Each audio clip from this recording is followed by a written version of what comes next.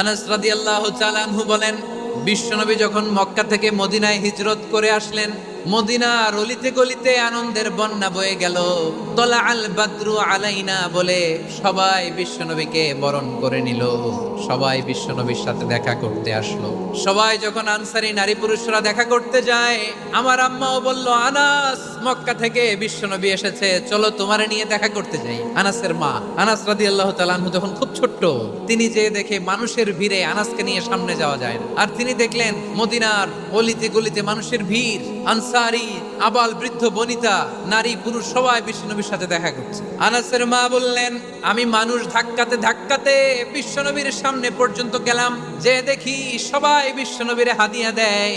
আমি বিশ্বনবীর সামনে যে কাঁদো কাঁদো স্বরে বললাম, ইয়া রাসূলুল্লাহ, ইয়া হাবিবাল্লাহ, ও নবী, আমি দেখতে পেয়েছি আনসারী এমন কোন নারী নাই, এমন কোন পুরুষ নাই